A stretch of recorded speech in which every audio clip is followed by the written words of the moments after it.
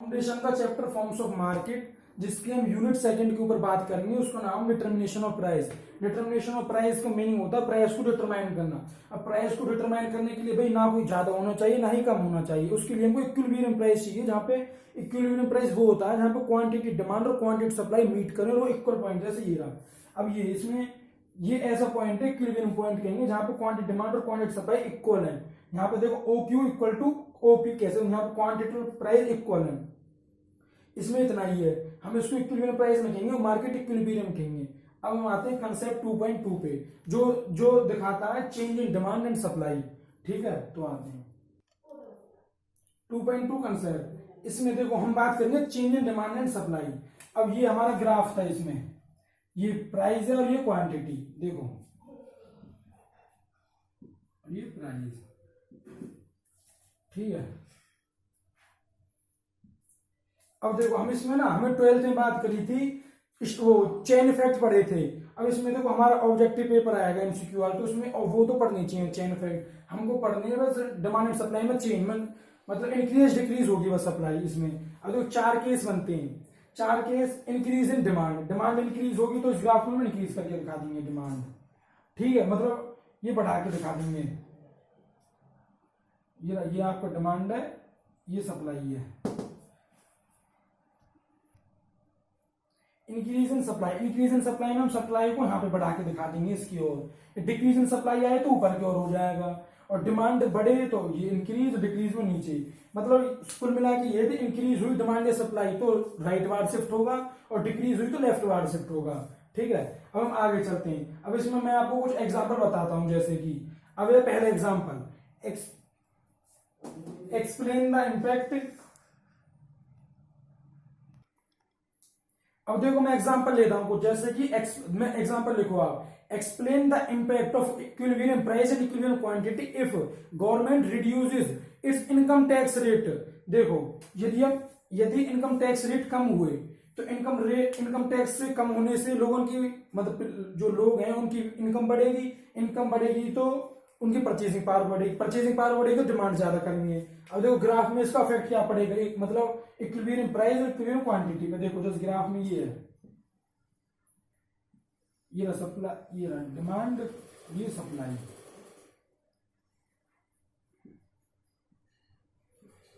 ठीक है, ये है, यदि लोगों की परचेसिंग पावर बढ़ी तो डिमांड बढ़ेगी, डिमांड ये बढ़ गई तो डिमांड बढ़ी, डिमांड बढ़ेगी तो इसका न्यू इक्विलिब्रियम प्राइस जनरेट होगा, मतलब न्यू इक्विलिब्रियम पॉइंट हुआ, ये रहा।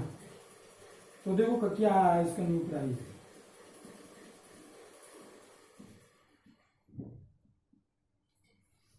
इक्विलिब्रियम प्राइस और इक्विलिब्रियम क्वांटिटी क्या इफेक्ट पड़ा। देखो इक्विलिब्रियम प्राइस बढ़ गया, इक्विलिब्रियम क्वांटिटी भी बढ़ गई, तो यहां पे लिख देना इक्विलिब्रियम प्राइस और इक्विलिब्रियम क्वांटिटी, भी प्राइस भी बढ़ा और आपका इक्विलिब्रियम क्वांटिटी बढ़ी। ये होगा एग्जांपल फर्स्ट, आपको समझ में आ गया होगा। अब मैं बताता हूं आपको example number second. Example second की बात आती है, explain the impact on equilibrium price and equilibrium quantity if government is providing incentive to the producer of khadi product. अब देखो इस एग्जांपल में बात होती है, गवर्नमेंट ना इंसेंटिव सब्सिडी देगी प्रोड्यूसर को खादी प्रोडक्ट बनाने के लिए। यदि सब्सिडी देगी तो उसकी कॉस्ट कमाएगी तो उसका प्रॉफिट ज्यादा तो सप्लाई करना ज्यादा चाहेगा। अब देखो ग्राफ के अंदर ये है,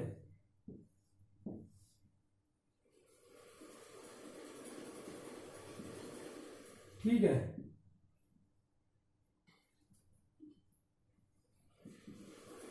है, यदि उसकी सप्लाई बढ़ाई उसने, मतलब यदि इंसेंटिव देंगे गवर्नमेंट तो उसकी सप्लाई तो ऑटोमेटिक बढ़ेगी, सप्लाई बढ़ेगी तो न्यू इक्विलिब्रियम पॉइंट, वो इक्विलिब्रियम पॉइंट जनरेट होगा। अब देखो बहुत से बच्चे ऐसे होंगे और इक्विलिब्रियम पॉइंट को यहां से, इसको मतलब यहां से टच करेंगे, इक्विलिब्रियम पॉइंट वहां बनेगा जब डिमांड एंड सप्लाई मीट करें। यहाँ पे देखो डिमांड तो मीट नहीं कर रही, यहीं पे कर रही है, तो ये है न्यू इक्विलिब्रियम पॉइंट। अब इसको देखो, इसको ज्वाइन कर दो, प्राइस और क्वांटिटी। अब इससे क्या फर्क आया, देखो पी से P1, इक्विलिब्रियम प्राइस तो डिक्रीज हुआ और इक्विलिब्रियम क्वांटिटी इंक्रीज हुई है, तो इसका इफेक्ट क्या पड़ा इक्विलिब्रियम प्राइस और इक्विलिब्रियम क्वांटिटी पे। देखो इक्विलिब्रियम प्राइस और इक्विलिब्रियम क्वांटिटी, इक्विलिब्रियम प्राइस कम हुआ इक्विलिब्रियम क्वांटिटी इंक्रीज हुई। अब मैं बता दूं, अब देखो आपको समझ में आया होगा, आप देख लीजिए। अब मैं बताता हूँ नेक्स्ट एग्जांपल। नेक्स्ट एग्जांपल है, सुनो इतना, explain the impact on the equilibrium price and equilibrium quantity if a consumer expecting rise in the price,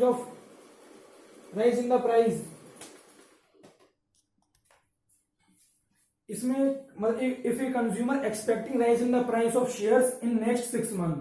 अब भाई इसमें हमको बताना है explain impact on equilibrium price and quantity. Equilibrium price और क्वांटिटी क्या फर्क पड़ेगा यदि एक कस्टमर ये एक्सपेक्ट कर रहा कि न्यू ईयर फ्यूचर शेयर्स के प्राइस इंक्रीज होंगे। भाई आप ये बताओ, यदि मैंने इसमें बताया था लॉ ऑफ डिमांड चैप्टर में, मतलब इसका एक फीचर्स था अफेक्ट फ्यूचर के, मतलब उसमें तो इसमें ये बताना है यदि वो फ्यूचर के बारे में सोच रहा है, फ्यूचर में प्राइस बढ़ेंगे, तो आज ज्यादा खरीदना चाहेगा, तो आज खरीदना चाहेगा तो आज उसकी डिमांड बढ़ेगी, तो इसकी अफेक्ट क्या पड़ेगा देखो।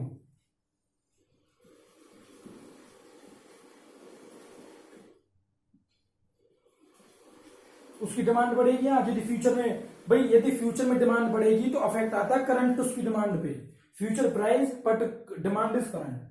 तो देखो इसका ये डी, ये सप्लाई, और इसमें डिमांड बढ़ाई, उसने डिमांड बढ़ाई तो इक्विलिब्रियम पॉइंट जनरेट होगा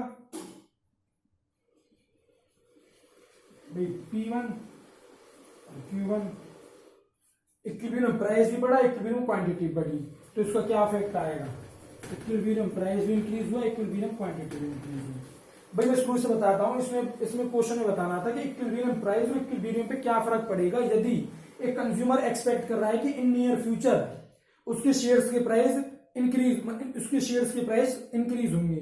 यदि उसके फ्यूचर में शेयर्स के प्राइस इंक्रीज होंगे तो इस करंट टाइम पीरियड में वो डिमांड बढ़ा देगा, तो डिमांड बढ़ा देगा। भैया हमने डिमांड बढ़ाई डी से D1,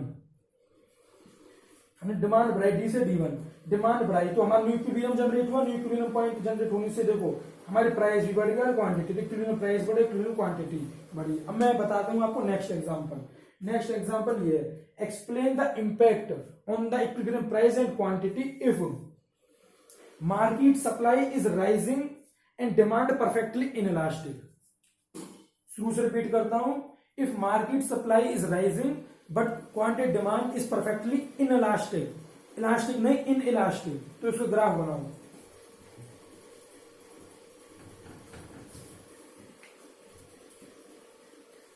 बहुत बच्चे होंगे जिन्होंने ये वाला ग्राफ बनाया होगा, ये बिल्कुल गलत है। इसमें पहली बात ये बनेगा नहीं, क्योंकि इसमें डिमांड परफेक्टली इनइलास्टिक बोला, तो इसका कौन सा ग्राफ बनेगा, परफेक्टली इनइलास्टिक केस में डिमांड यदि परफेक्टली इनइलास्टिक है, इनइलास्टिक मतलब डिमांड जीरो, उस केस में जीरो होती है, तो जीरो होती है उसका ग्राफ कैसे बनेगा, parallel to Y axis demand का ग्राफ बना दिया आपने, ठीक है। अब सप्लाई राइज हो रही है, सप्लाई का तो नॉर्मल बनेगा, और सप्लाई के बारे में कुछ नहीं कही, तो सप्लाई का ये बना दिया इसमें नॉर्मल ग्राफ, ठीक। अब बोल रहे हैं कि सप्लाई राइज हो रही है। अब देखो पहले जो इनिशियली इक्विलिब्रियम पॉइंट था वो तो ये है, अब सप्लाई हो रही है इंक्रीज, तो सप्लाई इंक्रीज करके दिखा दो।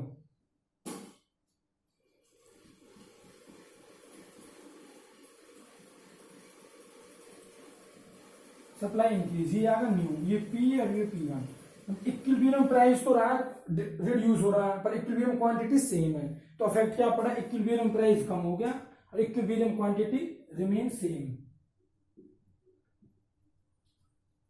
शुरू से बता रहा हूं, देखो इसमें बोल रहा कि इम्पैक्ट बताओ इक्विलिब्रियम प्राइस और इक्विलिब्रियम क्वांटिटी यदि मार्केट सप्लाई इंक्रीज हो रही है but demand is perfectly inelastic. Demand यदि परफेक्टली इनइलास्टिक केस में डिमांड जीरो होती है, तो उसका डिमांड का हमने ग्राफ बनाया, इसमें तो demand parallel to Y axis आएगी ये, और सप्लाई नॉर्मल, तो सप्लाई ये इक्विलिब्रियम पॉइंट ये रहा, और सप्लाई हो रही है इंक्रीज, मतलब मार्केट की सप्लाई राइज हो रही है, तो इंक्रीज ही करके दिखा दिया S1। अब देखो न्यू इक्विलिब्रियम पॉइंट क्रिएट हुआ, इक्विलिब्रियम पॉइंट क्रिएट हुआ तो इक्विलिब्रियम प्राइस, इक्विलिब्रियम क्वांटिटी, अब प्राइस तो हो रहा रिड्यूस, पर इक्विलिब्रियम क्वांटिटी सेम है। या समझ, यदि ये होता परफेक्टली इलास्टिक, तो परफेक्टली इलास्टिक में डिमांड इन्फिनिट ले लेते, जो कि होती पैरेलल टू एक्स एक्सिस, तो उसी तरह से हम बता देते हैं उसमें। चलो वो केस भी करके बता देता हूं आपको।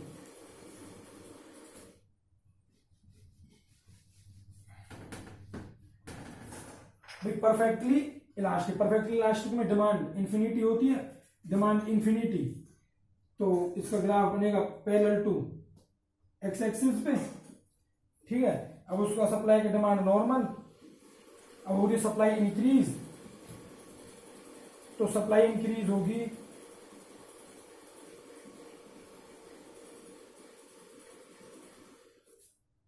तो इसमें सप्लाई इंक्रीज करी तो हमने देखा कि इसमें price remain same but equilibrium quantity increase, तो इसमें इक्विलिब्रियम क्वांटिटी बढ़ी है और प्राइस रिमेन सेम।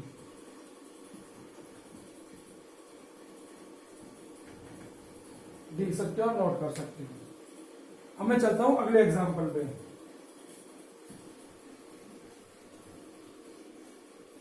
अगले एग्जांपल की बातें करें तो हम अब देखो अगले एग्जांपल है explain the impact on equilibrium quantity and equilibrium price if market demand is declining and supply is perfectly elastic. मतलब मार्केट डिमांड राइज हो रही है और सप्लाई का कर्व है perfectly elastic, not in elastic, is elastic. तो देखो जी supply का कर्व कैसा है, सप्लाई परफेक्टली इलास्टिक है तो इंफिनिटी, और डिमांड आपकी बढ़ रही है तो उसका ग्राफ कैसे बनेगा। देखो सप्लाई भाई डिमांड का तो ये नॉर्मल बना दिया, ये रहा। अब सप्लाई क्या है, इंफिनिटी वाले केस में इंफिनिटी में हॉरिजॉन्टल होता है एक्स एक्सिस के। ये रहा सप्लाई, ये रहा आपका डिमांड, ठीक है पी, यहां पे मीट कर इक्विलिब्रियम क्वांटिटी, ठीक है ये तो है। अब कहें डिमांड हो रही है राइज, डिमांड बढ़ रही है, यदि आप डिमांड बढ़ाओगे, ये लो डिमांड बढ़ी तो यहाँ पे न्यू इक्विलिब्रियम पॉइंट जनरेट हुआ, इसको ज्वाइन कर दो, ज्वाइन करा तो ये रहा। अब देखो ज्वाइन करा तो प्राइस में तो कोई चेंज आया नहीं बट इक्विलिब्रियम क्वांटिटी इंक्रीज हो गई, तो equilibrium price remain same, equilibrium quantity increase मतलब राइज। देखो इसमें क्वेश्चन बोल रहा था कि मार्केट की जो डिमांड है वो, मतलब ये मैंने ना वो सॉरी मैंने गलती से केस बता दी, मार्केट डिमांड बढ़ रही है मतलब राइजिंग हो रही है और सप्लाई परफेक्टली इलास्टिक है।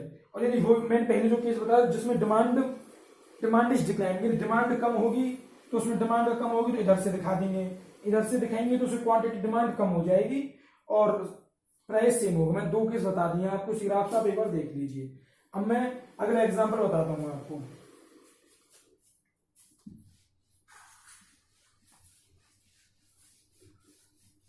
वैसे मैक्सिमम एग्जांपल यही है, जो मेन एग्जांपल है मैंने वो आपसे डिस्कस करें। अब मैं आपको छह चीज बताता हूं जिसमें मतलब प्राइस सेम होगा, क्वांटिटी चेंज होगी, ठीक है। जिसमें 6 चीजों से प्राइस सेम हो। देखो मैं आपको बताता हूं 6 केसेस ऐसे, ठीक है 6 केसेस जहां इक्विलिब्रियम प्राइस सेम, मतलब इक्विलिब्रियम प्राइस सेम और यहां पे इक्विलिब्रियम क्वांटिटी सेम। ये 6 पॉइंट बताऊंगा आपको। देखो इसमें demand is perfectly elastic equal to supply increase, demand is perfectly elastic supply decrease, supply is perfectly elastic demand increase, supply is perfectly elastic demand decrease, ठीक है। 4 केस हो गए। देखो डिमांड इंक्रीज हुई, सप्लाई इंक्रीज हुई, demand decrease हुई, supply decrease हुई, इसमें तो आ गए 4 केस।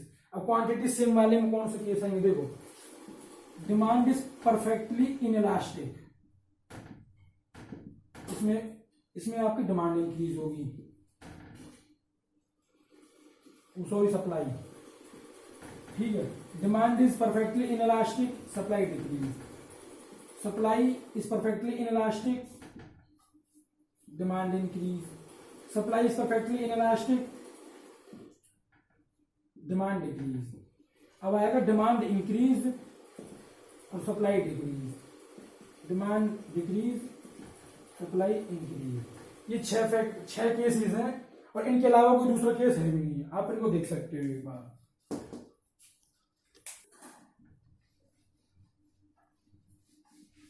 अब इससे रिलेटेड मैं आपको एग्जांपल पूछता हूं। अब इसका एग्जांपल फिर दोबारा, इसमें भी वही बताना, explain the impact on equilibrium price and equilibrium quantity if price of cotton is rising and at the same time buyers are switching more towards cotton shirt. मतलब ये क्वेश्चन कहना चाहता है कि हमको इम्पैक्ट बताना है इक्विलिब्रियम प्राइस और इक्विलिब्रियम क्वांटिटी पे क्या पड़ेगा यदि प्राइस के कॉटन ऑफ प्राइस इंक्रीज हो रहे हो और उसी टाइम बायर भी कॉटन शर्ट्स के ऊपर कॉटन शर्ट ज्यादा खरीदना चाहते हो। तो देखो इसमें सीधा इसमें फंडा क्या है, देखो यदि डिमांड बढ़ रही है अपनी कॉटन शर्ट्स की डिमांड बढ़ी, कॉटन शर्ट्स की डिमांड इंक्रीज हुई और उसके उसी सेम टाइम आपका कॉटन के प्राइस भी बढ़ रहे हैं।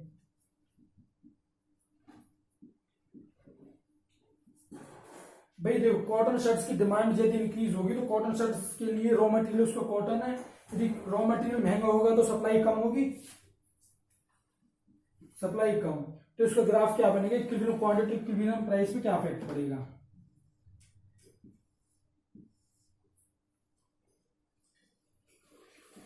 डिमांड और सप्लाई क्यू और पी। देखो डिमांड इंक्रीज हुई, डिमांड हमने बढ़ा दी, सप्लाई डिक्रीज हुई, सप्लाई कम कर दी, तो इक्विलिब्रियम पॉइंट ये जनरेट हुआ, इसको ज्वाइन कर दो P1।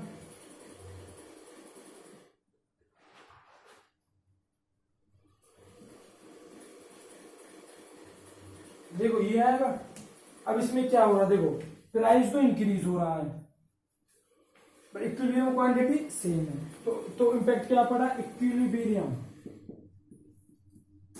प्राइस इंक्रीज और इक्विलिब्रियम क्वांटिटी सेम।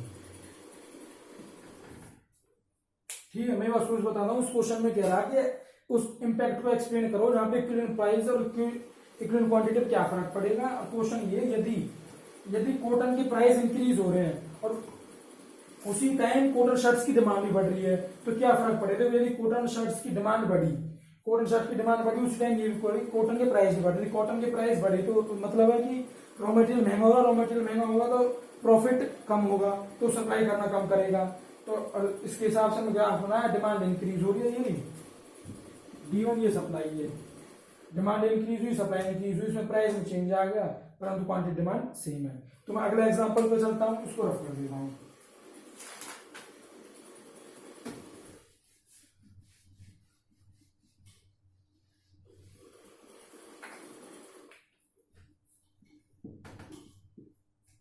जो अगला एग्जांपल है, explain the impact on equilibrium price and equilibrium quantity if NRI company, NRI superior technology company about to launch in Jaipur city of India. मतलब कोई NBC company कोई भी ले सकती है जो कि टेक्नोलॉजी कंपनी है, वो चाह रही है कि मैं जयपुर में अपनी टेक्नोलॉजी प्लांट लगाऊं। तो ये देखो हम आपको बता कि टेक्नोलॉजी का पॉइंट फीचर है सप्लाई के केस में। तो देखो ये टेक्नोलॉजी लगी, टेक्नोलॉजी इंक्रीज होगी तो कॉस्ट कम आएगी, प्रॉफिट ज्यादा है तो आपकी सप्लाई बढ़ेगी, सप्लाई बढ़ेगी तो हम कैसे दिखाएंगे, देखो ये डिमांड और सप्लाई।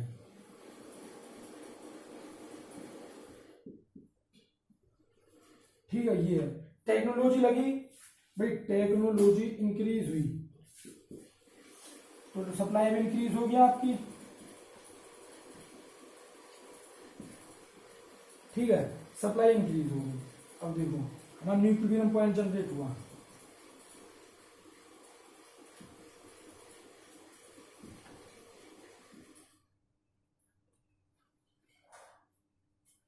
इसमें हमको क्या पता लगा, इक्विलिब्रियम प्राइस कम हुआ, इक्विलिब्रियम क्वांटिटी बढ़ी, तो इक्विलिब्रियम प्राइस फॉल और इक्विलिब्रियम क्वांटिटी इंक्रीज, इसमें ये होगा। आप देख सकते हो, मैं अगला एग्जांपल बता रहा हूं।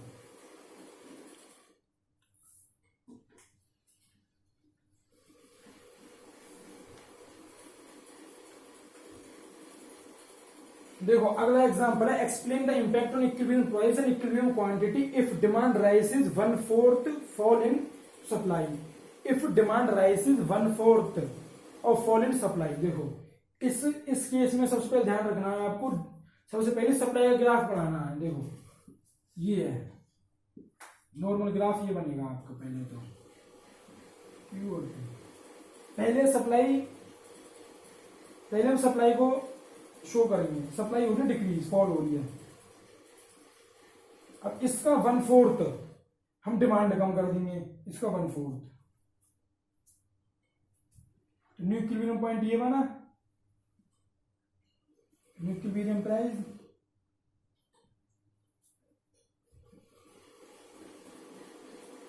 तो इससे क्या इंपैक्ट पड़ा भाई, इक्विलिब्रियम प्राइस इंक्रीज हो गया, इक्विलिब्रियम क्वांटिटी कम हो गई।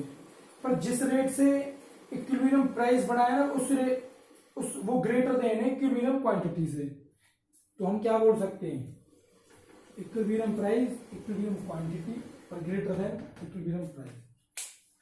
ठीक है, तो शुरू से बताता हूँ, इस क्वेश्चन में बोला था explain the impact on equilibrium price and equilibrium quantity if demand राइसेस 1/4 fall in supply. उस केस में देखो, पहले हमने सप्लाई का केस बनाया, सप्लाई फॉल कर दी, उसका 1/4 डिमांड हमने फॉल कर दी। अब डिमांड फॉल कर दी, equilibrium price, equilibrium point create हुआ, न्यू इक्विलिब्रियम पॉइंट से न्यू इक्विलिब्रियम प्राइस आके न्यू इक्विलिब्रियम क्वांटिटी फॉल हो गई और प्राइस ज्यादा हो गया। मतलब हम देख सकते हैं इसमें इक्विलिब्रियम प्राइस का रेट ज्यादा ग्रेटर देन इक्विलिब्रियम क्वांटिटी से। अब मैं अगले उस पर आता हूं, आपने नोट कर, इस चैप्टर में यही था। अब इसमें जो सबसे इंपोर्टेंट क्वेश्चन आ सकता है इस यूनिट सेकंड की सबसे लास्ट पेज 4.168, जिसमें 4 इलस्ट्रेशन दी हैं। वो 4 इलस्ट्रेशन बहुत जरूरी है। मैं पहली इलस्ट्रेशन बुक से आपको समझाता हूँ। पहले कहा assume x is a normal good, जो एक गुड है वो नॉर्मल है, होल्डिंग एवरीथिंग, और उसके अलावा सब कांस्टेंट है। एज्यूम दैट इनकम राइसेस, भाई इनकम के बारे में कहता है, आप जानते हो कि नॉर्मल गुड का डायरेक्ट होता है इनकम के साथ। यदि इनकम बढ़ी तो नॉर्मल गुड्स की डिमांड बढ़ जाएगी, इनकम घटी तो कम हुई तो नॉर्मल गुड्स की डिमांड कम हो जाएगी। अब देखो उसके साथ उसने कहा कि price of factor production also, factor production का मतलब होता है रॉ मटेरियल। यदि रॉ मटेरियल के प्राइस देखो, यदि आपकी इनकम राइज हो रही है नॉर्मल गुड्स के उसके, तो आपकी इनकम राइज हो रही है तो डिमांड बढ़ेगी, पहली बार डिमांड इंक्रीज हो गई। और दूसरी बात ये गई कि उसमें फैक्टर प्रोड्यूसन के प्राइस इंक्रीज हो रही है, जिससे आपकी सप्लाई डिक्रीज होगी, भाई रॉ मटेरियल महंगा होगा, प्रॉफिट कम होगा, तो सप्लाई डिक्रीज होगी। तो इसमें सबसे पहले हमने क्या बात बोली, भाई डिमांड बढ़ी, पहली उसमें डिमांड बढ़ी, ठीक है, और सप्लाई डिक्रीज हुई। यदि कोई रेट नहीं दिया तो हमको एज्यूम करना कि इक्वल रेट से हुआ है। अब इसमें पूछा है कि हमको क्या इंपैक्ट पड़ेगा इक्विलिब्रियम प्राइस और इक्विलिब्रियम क्वांटिटी पे। देखो मैंने आपको भी बताया था, ये जो भी केस कराए थे 6 केस, उसमें इस केस में इक्विलिब्रियम क्वांटिटी सेम होती है और इक्विलिब्रियम प्राइस आपका बढ़ेगा। ठीक है, यही बोला इसमें भी। अब मैं आता हूं सेकंड एग्जांपल पे। सेकंड एग्जांपल बोल रहा है कि जब ने मार्केट जेड गुड्स का नेम है, उसकी मार्केट के हमने एनालाइज करा तो हमने देखा कि price of complementary good Y decrease, मतलब 2 गुड्स हैं, एक्स और वाई और जेड, जो कि कॉम्प्लीमेंट गुड है। अब ये बताओ कॉम्प्लीमेंट गुड में हमेशा पॉजिटिव रिलेशन होता है। जैसे कि एग्जांपल ले लो आप, कार और पेट्रोल। यदि कार की प्राइस बढ़े तो पेट्रोल डिमांड कम हो जाएगी, तो इसमें उस नेगेटिव रिलेशन होता है, negative relation. Eight the same time technological advance in the production of good Z, भाई देखो टेक्नोलॉजी बढ़ेगी तो सप्लाई बढ़ेगी, टेक्नोलॉजी बढ़ी तो सप्लाई बढ़ेगी, और उसकी टेक्नोलॉजी बढ़ी तो सप्लाई बढ़ेगी। यदि सप्लाई बढ़ी सब मतलब उस टेक्नोलॉजी इंक्रीज हो रही है, टेक्नोलॉजी इंक्रीज होने से कॉस्ट कम आएगी, सप्लाई बढ़ेगी, डिमांड बढ़ जाएगी, और रेट नहीं थे इक्वल रेट से। अब क्या इंपैक्ट पड़ेगा, मैंने 6 केस में बताया था। ये इंपैक्ट होता है जब इक्विलिब्रियम प्राइस सेम और क्वांटिटी प्राइस, ठीक है।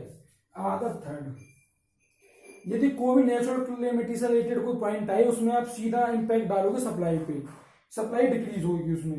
भाई देखो इसमें बात ये हेवी रेन से महाराष्ट्र 2005-2006, मतलब इसमें ये बोला है कि ज्यादा बारिश होने से महाराष्ट्र के अंदर सारी जो चावल की फसल थी खराब हो गई। उस पॉइंट पे बताओ क्या इंपैक्ट पड़ेगा इक्विलिब्रियम प्राइस इक्विलिब्रियम क्वांटिटी पे। भाई यदि देखो मैंने बोला कि नेचुरल कैलेमिटी का सीधा इंपैक्ट पड़ता है सप्लाई पे, सप्लाई डिक्रीज हो जाएगी, तो सप्लाई डिक्रीज होगी, इक्विलिब्रियम प्राइस राइज होगा और क्वांटिटी फॉल हो जाएगी। सप्लाई डिक्रीज, इक्विलिब्रियम प्राइस आपका राइज और क्वांटिटी आपकी फॉल। भाई सप्लाई कम होगी तो प्राइस ऑटोमेटिक ज्यादा होगा और वो क्वांटिटी कम हो जाएगी। अब फोर्थ पॉइंट आता है वो कंज्यूमर एक्सपेक्टेशन का। भाई ये कह रहा कि अगले साल से जो प्राइस ऑफ कार है वो बढ़ जाएंगे, तो यदि हमारा फ्यूचर में प्राइस बढ़ेंगे तो करंट डिमांड इंक्रीज होगी, करंट डिमांड इंक्रीज होगी, करंट डिमांड इंक्रीज होगी तो प्राइस एंड क्वांटिटी राइज होगी।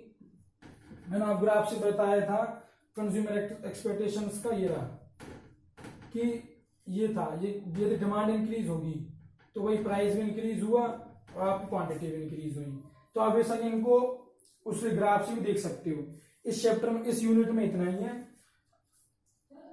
Thank for watching this video. धन्यवाद।